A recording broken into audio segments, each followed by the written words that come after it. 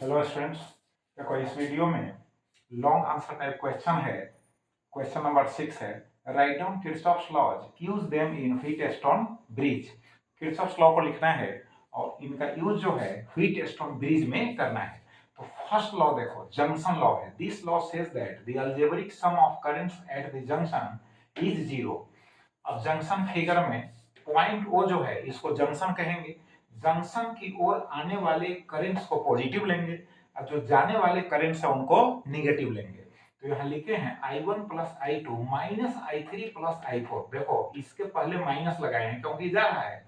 अब this is equal to कितना हो जाएगा, जीरो हो गया। और I1 plus I2 plus I4 is equal to हो जाएगा I3। अब देखो, this law obeys the principle of conservation of electric charge. Objective question के लिए यह जो सेंटेंस है ऑब्जेक्टिव क्वेश्चंस के लिए जो है हेल्पफुल है। अब सेकंड लॉ देखो, लूप लॉ और वोल्टेज लॉ भी इसको कह सकते हैं। This law says that the algebraic sum of potential differences in a closed loop is zero और equal to EMF of the cell. अगर कोई क्लोज्ड सर्किट है और क्लोज्ड लूप है, उसमें सेल नहीं लगा हुआ है, तो अलजेब्रिक सम जो पोटेंशियल डिफरेंसेस का होगा वह जीरो होगा। अगर सेल लगा हुआ है तो अलजेब्रिक जो सम होगा पोटेंशियल डिफरेंसेस का वह सेल के ईएमएफ के इक्वल हो जाएगा। अब देखो इसका रिलेशन किससे है, तो एनर्जी से है। तो हम लिखे हैं it obeys the principle of conservation of energy. Objective question के लिए यह सेंटेंस काफी हेल्पफुल है। अब देखो फिगर यहाँ बनाए हैं। देखो इस सर्किट में और इस क्लोज्ड लूप में कोई सेल नहीं लगा हुआ है, तो इस पार्ट का जो पोटेंशियल डिफरेंस होगा प्लस इस पार्ट का जो पोटेंशियल डिफरेंस होगा प्लस इस पार्ट का जो होगा, तीनों को ऐड करेंगे तो जीरो होगा। लेकिन एक बात याद रखना है, क्लॉकवाइज में अगर पोटेंशियल डिफरेंसेस को ऐड करते हैं तो उनके पहले प्लस साइन हम यूज करेंगे। एंटी क्लॉकवाइज में अगर यूज करते हैं तो उनके पहले माइनस साइन यूज करेंगे। ये आपके चॉइस पर डिपेंड करता है। अगर हम एंटी क्लॉकवाइज अगर ऐड करते हैं तो उनको प्लस लेंगे, तो अपोजिट में जो होगा क्लॉकवाइज में उसको माइनस लेंगे। तो देखो यहाँ I1 R1, ये जो देख रहे हो रेजिस्टर जो है, इनके छोरों के बीच जो पोटेंशियल डिफरेंस होगा I1 R1, इनके छोरों के बीच जो होगा I2 R2, इनके छोरों के बीच होगा I3 R3। बट इनके पहले हम माइनस लगा दिए हैं क्योंकि देखो ऐसे लेंगे क्लॉकवाइज, ऐसे जो है लेंगे माइनस यानी एंटी क्लॉकवाइज। तो क्लॉकवाइज में प्लस, एंटी क्लॉकवाइज में माइनस, जीरो हो गया। इस लूप में देखो सेल लगा हुआ है, तो I1 R1 plus I2 R2 minus I3 R3 is equal to EMF of the cell हो गया। अब चलो व्हीट स्टोन ब्रिज में क्या है कि 4 रेजिस्टर्स है। We have 4 resistors of resistances P Q R and S। अब इन 4 रेजिस्टर्स को हम एक क्वाड्रिलेटरल ABCD के, है ना, 4 साइड्स के एलोंग ऐड कर दिए। तो यहां पर देखो ये रेजिस्टर है जिसका रेसिस्टेंस P है, यहां रेजिस्टर है जिसका रेसिस्टेंस Q है, यहां रेजिस्टर है जिसका रेसिस्टेंस S है, यहां रेजिस्टर है जिसका रेसिस्टेंस R है। और B और D के बीच में एक नाइस गैल्वेनोमीटर को ऐड किए जिसका रेसिस्टेंस जो है कैपिटल G है।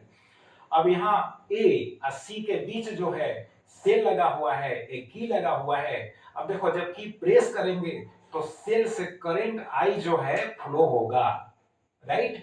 तो सेल से करंट I जो फ्लो होगा वह इस जंक्शन पर जब आएगा तो 2 पार्ट्स में डिस्ट्रीब्यूट हो जाएगा।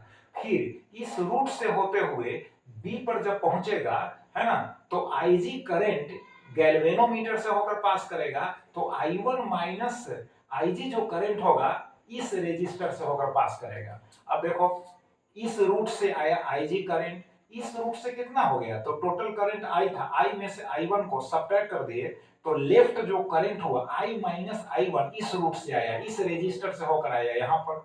अब इस जंक्शन पर इस रूट का करंट इस रूट का करंट दोनों क्या हो जाएगा, ऐड हो जाएगा। ऐड होकर इस रूट से होकर जाएगा, इस रेजिस्टर से होकर C पर पहुंचेगा। बट याद रखना है टोटल जो करंट होगा वह फिर I के इक्वल हो जाएगा और वो सेल में चला जाएगा। बात समझ गए। अब देखो तो अब हम क्या करेंगे, क्लोज्ड लूप लेंगे, इक्वेशन फॉर्म करना है A B D A. Closed loop में क्या होगा, पोटेंशियल डिफरेंसेस का जो सम होगा वह जीरो के इक्वल होगा, फिर इसमें पोटेंशियल डिफरेंसेस का सम होगा वह भी जीरो के इक्वल होगा, क्योंकि न इस लूप में सेल है न इस लूप में सेल है। लूप के आउटसाइड में सर्किट, इस लूप के आउटसाइड वाले पार्ट में ना सेल लगा हुआ है, लूप में तो किसी पार्ट में नहीं लगा हुआ है।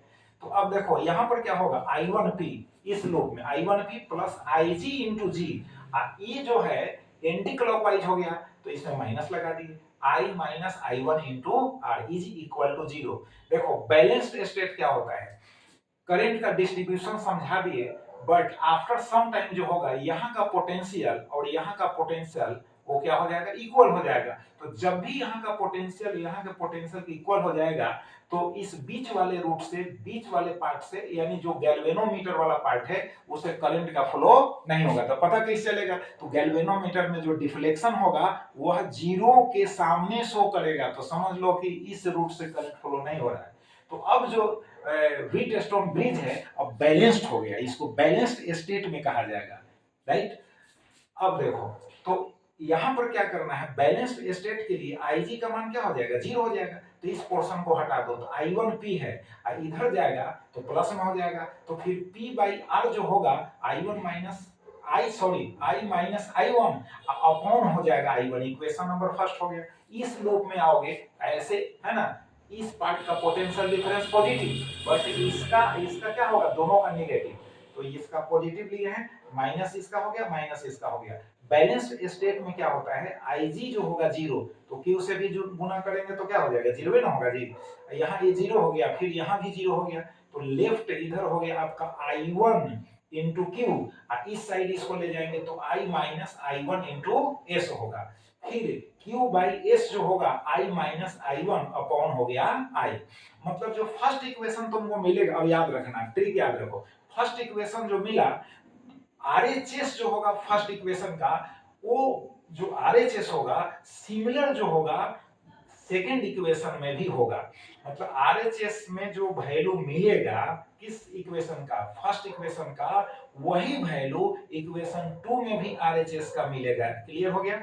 अब दोनों इक्वेशन से हम देखेंगे कि P बाई आर जो होगा Q बाई एस के इक्वल हो जाएगा, तो यहाँ पर हम लिख दिए हैं P by R is equal to Q by S, और फिर इसको ऐसे भी लिख सकते हो, Q चलाएगा R के प्लेस पर, R चला जाएगा Q के प्लेस पर, तो P by Q is equal to R by S. तो देखो व्हीटस्टोन जब बैलेंस्ड स्टेट में होगा तो हमको एक रिलेशन मिल गया फोर रेसिस्टेंसेस के बीच, और फोर रेसिस्टेंसेस के बीच जो रिलेशन है, इस रिलेशन में अगर थ्री रेसिस्टेंसेस का वैल्यूज हमको अगर पता है तो फोर्थ जो रेसिस्टेंस होगा, चौथा जो रेसिस्टेंस होगा अननोन होगा, उसका वैल्यू हम फाइंड आउट कर सकते हैं।